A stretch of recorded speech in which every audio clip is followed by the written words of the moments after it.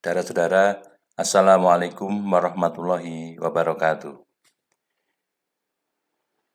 Kita ketemu lagi untuk membahas materi sistem teknologi informasi.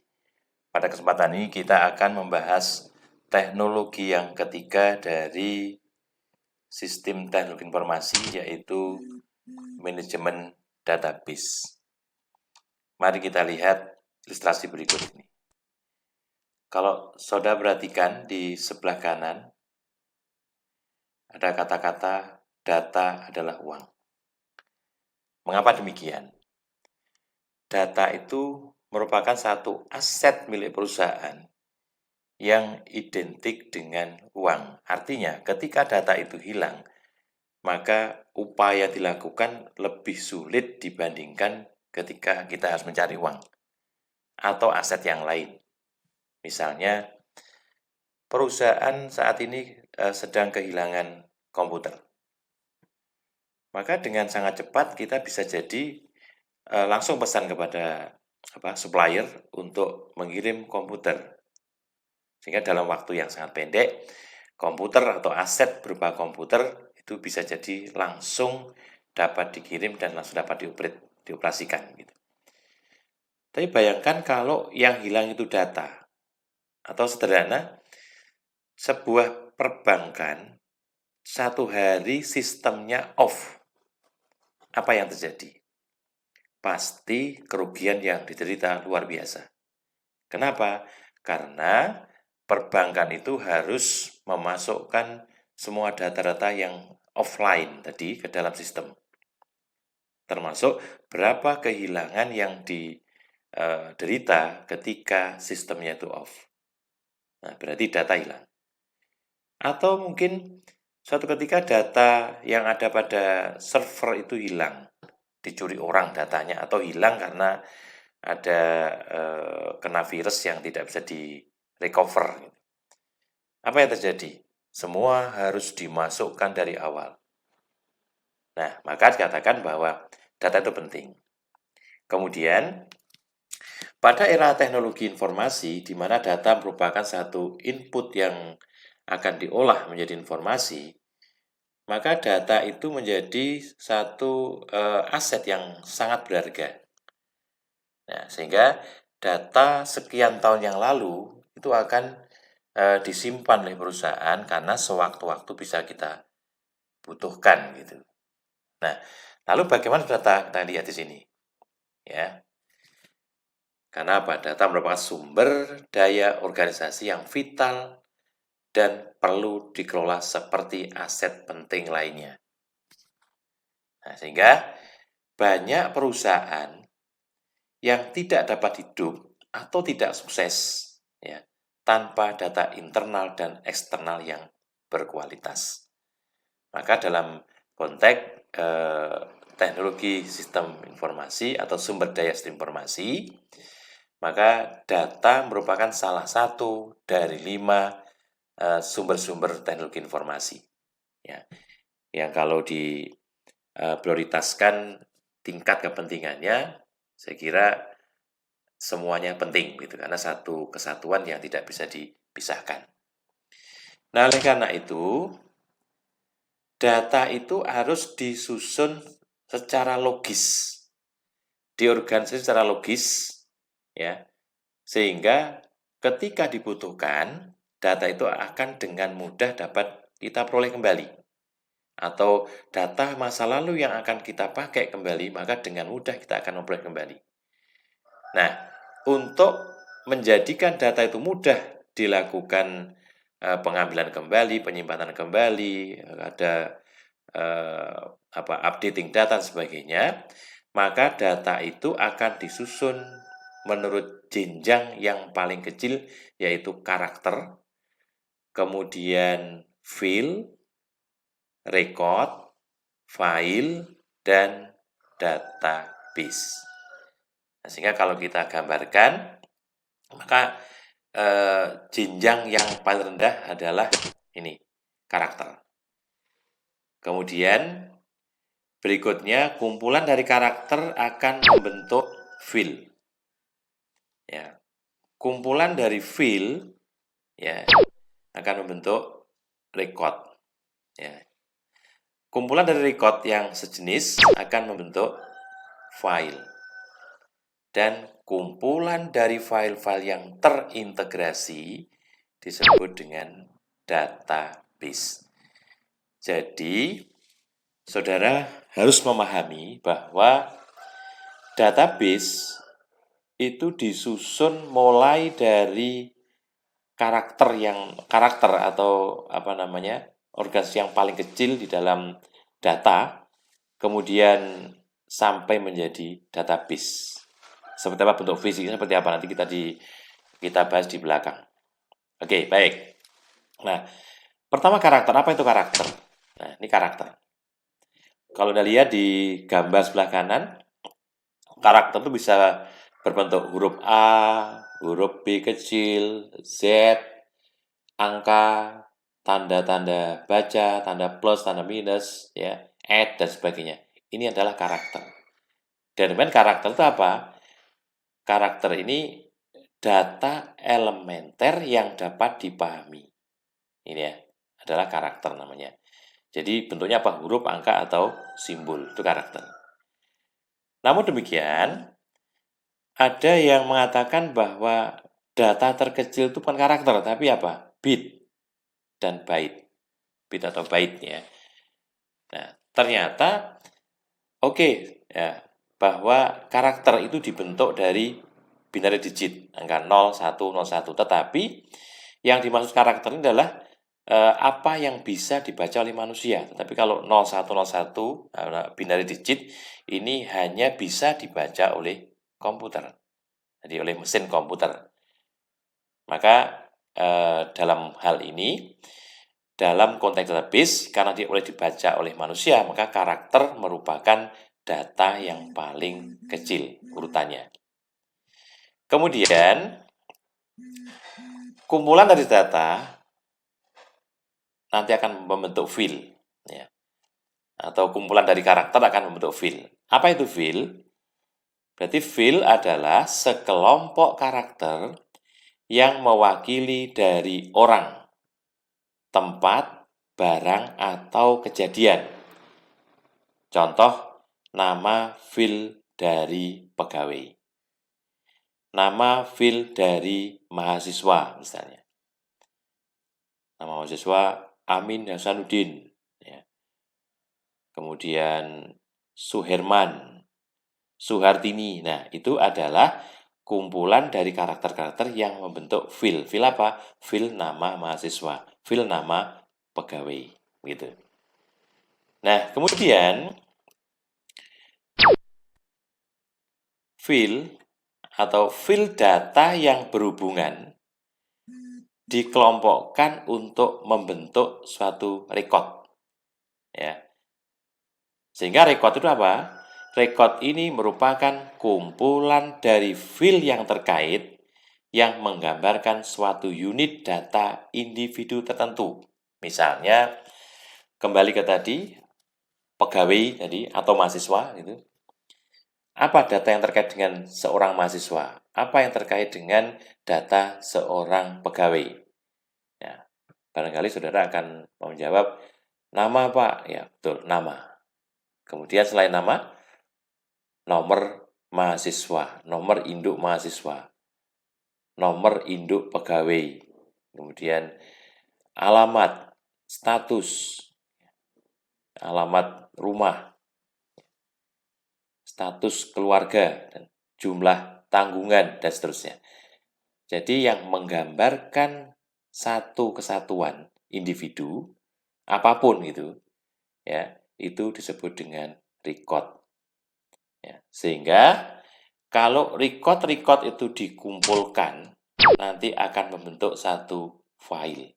Jadi record yang saling berhubungan, yang menggambarkan satu kesatuan data yang sejenis, ya, itu disebut dengan file. Misalnya, file pegawai, ada file gaji, ada file mata kuliah, file nilai, dan sebagainya. Ada file mahasiswa, misalnya. Jadi kalau file mahasiswa berarti isinya apa itu? Isinya adalah record mahasiswa dalam satu angkatan. Misalnya kalau mahasiswa angkatan tahun 2019 itu ada 100 orang gitu ya, berarti file mahasiswa terdiri dari 100 record lengkap gitu ya, mulai dari nama, nomor mahasiswa, dan seterusnya, tempat tinggal, alamat asal, nama orang tua, ya, kemudian asal SMA, asal SMU, dan sebagainya. Nah, di situ adalah file. Nah, file sendiri itu akan dibagi menjadi beberapa jenis. Yang pertama adalah file induk. Kemudian yang kedua adalah file transaksi. Yang ketiga, file laporan. Yang keempat, file sejarah atau file history. Kemudian yang terakhir adalah file cadangan. Apa yang dimaksud dengan file induk? File induk ini adalah file yang harus ada selama sistem itu hidup. Misalnya sebuah organisasi, sekolah misalnya, atau perguruan tinggi gitu. Maka master filenya ada berapa? Misalnya file mahasiswa, file dosen, file tenaga pendidikan. Nah, di situ adalah file master. Jadi, selama perguruan tinggi, selama sekolah itu masih hidup, maka file itu akan tetap ada. Walaupun rekod-rekodnya itu berubah-ubah. Misalnya, angkatan yang masuk 4 tahun yang lalu sudah keluar, ya, diganti yang baru. Dosen yang 10 sudah pensiun tahun ini, diganti lagi yang baru. 15, lebih banyak dari sebelumnya, dan seterusnya. Tapi filenya itu tetap ada. Jadi file tidak akan pernah hilang. Itu namanya file induk atau master file. Kemudian yang kedua adalah file transaksi. File transaksi itu apa? Jadi file yang mencatat atau merekam data hasil transaksi yang terjadi selama satu periode. Misalnya file penjualan. Seperti kita tahu dalam konteks akuntansi, ya, file penjualan itu awal tahun 0. Kenapa? Karena tahun sebelumnya sudah ditutup ke dalam laporan laba rugi. Berarti isi dari file penjualan adalah 0 ketika tanggal 1 Januari. Kemudian, selama tahun berjalan, file itu berubah. Kita menjual, ya, ada hasil penjualan dikembalikan, gitu kan, dan seterusnya. Jadi, penjualan bisa harian, bisa bulanan, dan seterusnya dikumpulkan dalam 1 tahun. Nah, itu file transaksi. Nah, ketika akhir tahun, file ini harus menjadi 0 kembali. Kenapa? Karena file ini nanti akan dipindah ke file induk atau file masternya. Disebut dengan file transaksi. Dalam dunia pendidikan misalnya, yang termasuk kategori file transaksi adalah file yang memuat KRS, Kartu Rencana Studi Semesteran.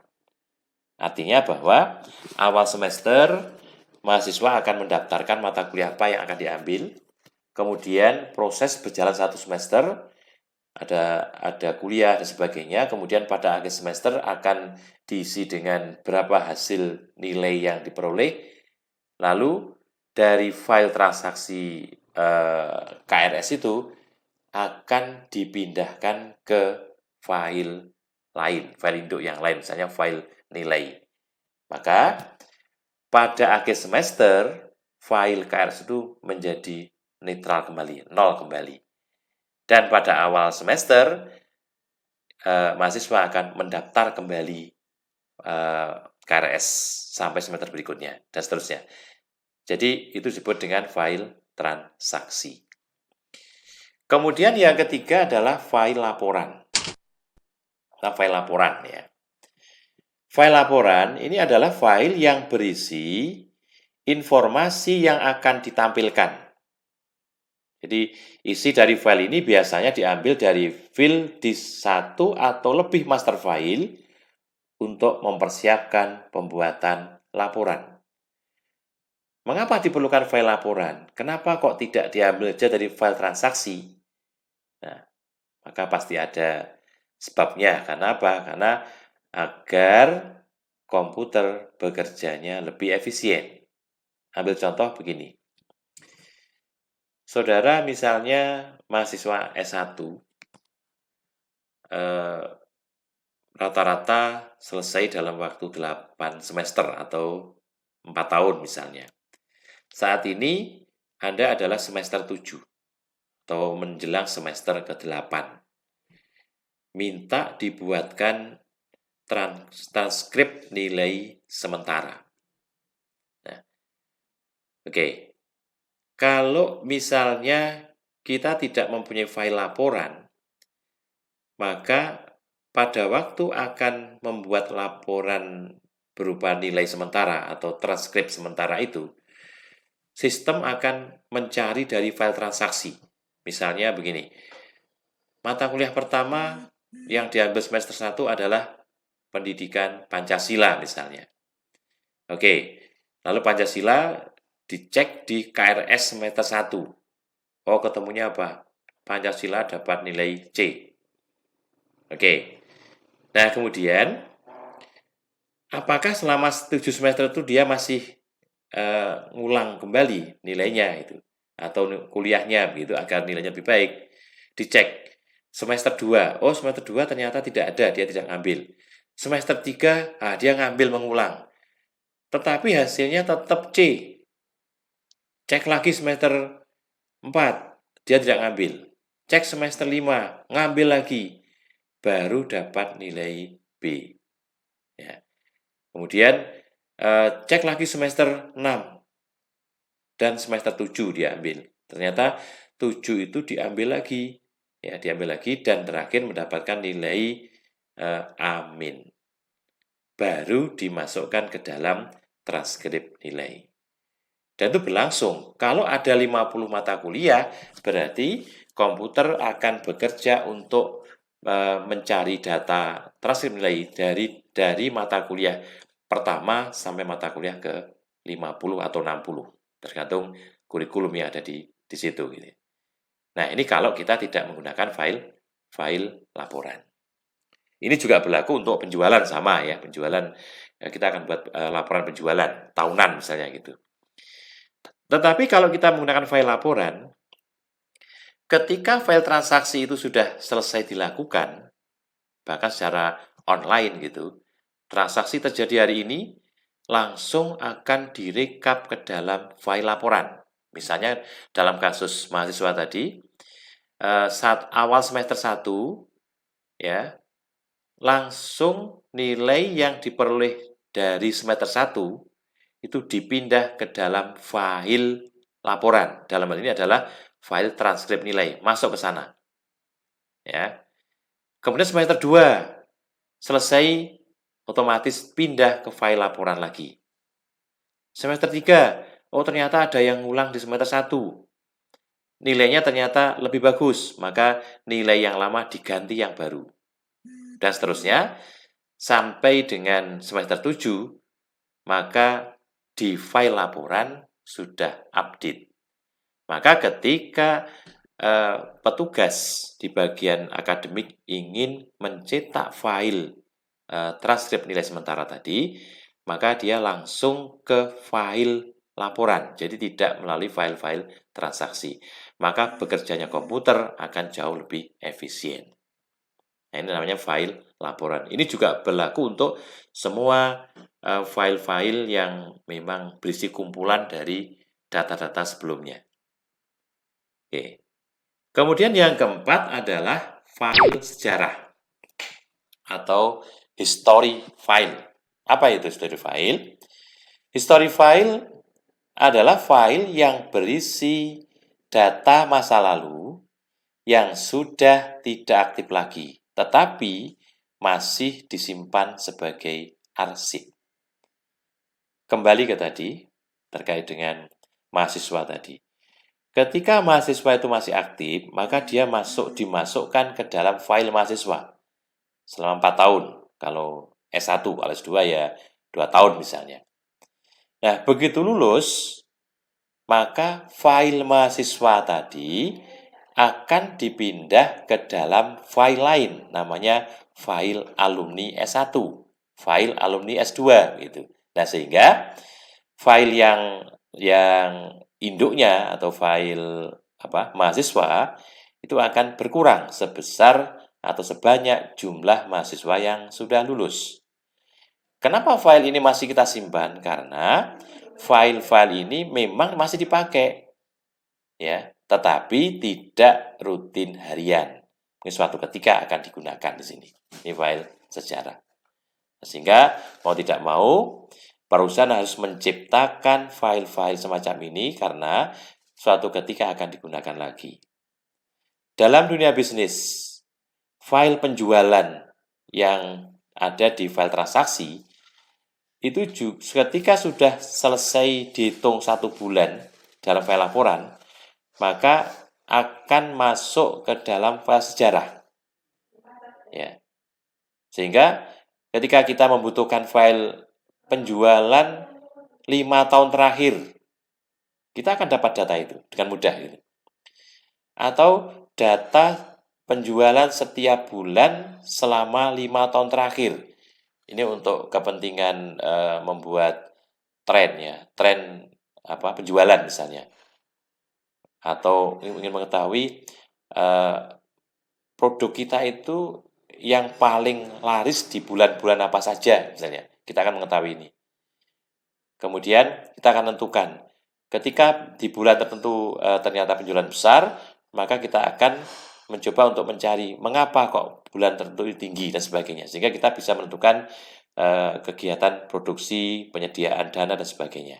Itu namanya file sejarah. Jadi file sejarah ini file yang masa lalu yang tetap disimpan tapi dalam bentuk bukan file induk, tapi file yang masa lalu begitu.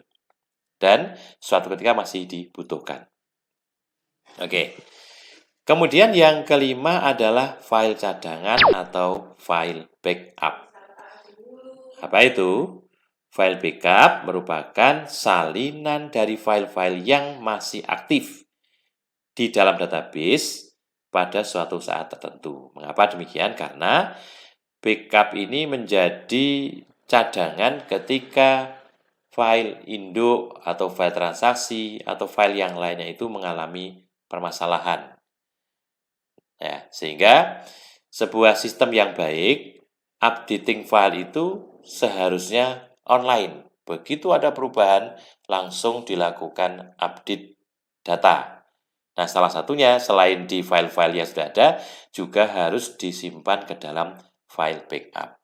Sehingga ketika sistemnya itu rusak, yang mengakibatkan data yang ada di server kita itu rusak, maka file backup itu bisa direcover menjadi file-file yang kita butuhkan. Sehingga kalau toh ada yang hilang tapi tidak banyak, artinya masih ada sebagian yang masih bisa kita recover. Jadi hanya ketika komputernya off itu aja lah, atau tidak online itulah yang nanti harus kita masukkan ulang. Nah, inilah berbagai macam jenis file yang ada di dalam sistem database. Nah, kemudian yang terakhir adalah database. Apa database? Database ini merupakan satu kumpulan file yang terstruktur dan terintegrasi sedemikian rupa sehingga proses data dan pencarian data pada file dapat dilakukan dengan mudah. Ya. Atau definisi lain mengatakan database ini merupakan kumpulan dari data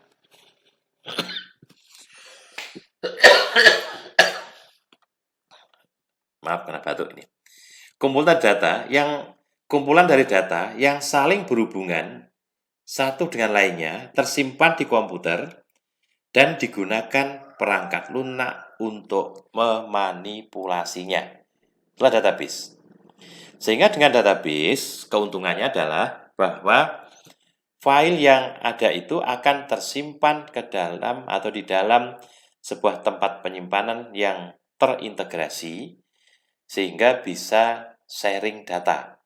Jadi, data yang masuk itu bisa digunakan oleh bagian mana saja. Jadi tidak harus membuat data sendiri. Kita sebut dengan database.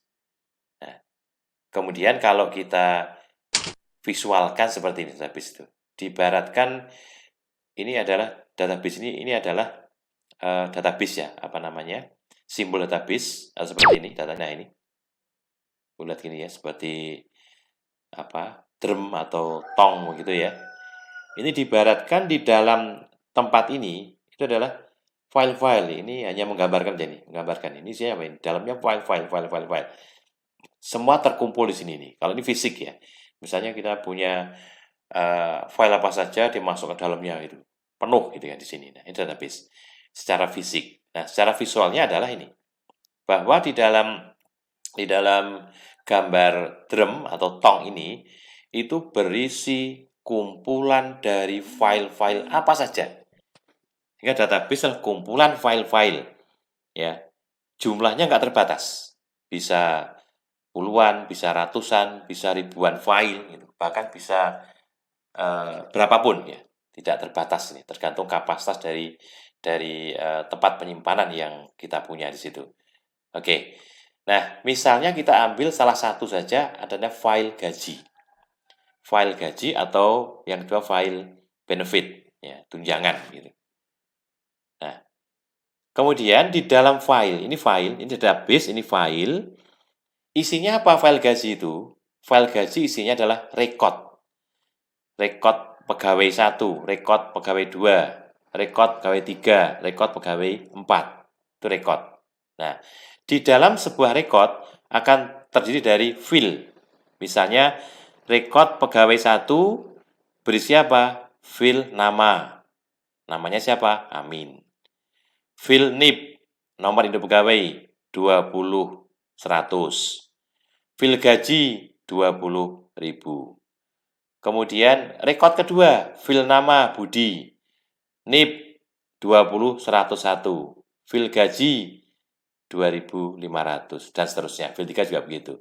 Ini juga berlaku dengan yang lain, misalnya file benefit gitu ya, tergantung nama filenya. Nanti ada kalau file mata kuliah isinya apa itu? File berisi nama-nama mata kuliah. Ya, mata kuliah. Nanti ada mata kuliah A, kodenya apa? Kemudian nama mata kuliahnya apa? SKS-nya berapa? Diambil semester berapa dan seterusnya. Ini adalah rekod ya. Rekod bagian dari file. Nah, di dalam sebuah rekod itu pasti ada satu file yang membedakan antara satu rekod dengan rekod yang lainnya. Misalnya apa ini? Ini NIP. Ini ya, NIP. Kalau pegawai, kalau mahasiswa namanya nomor induk mahasiswa. Kalau kependudukan berarti nomor NIK, nomor induk kependudukan. Dan seterusnya gitu ya. Nah, maka file yang demikian itu disebut dengan file kunci atau key file. Jadi file kunci. Sehingga ketika Anda memasukkan ke dalam pencarian dengan 20.100, maka otomatis akan muncul nama Amin dan semuanya. Semua data yang diperkenankan untuk diakses oleh satu bagian tertentu. Nah, itulah susunan database atau gambaran susunan dari database.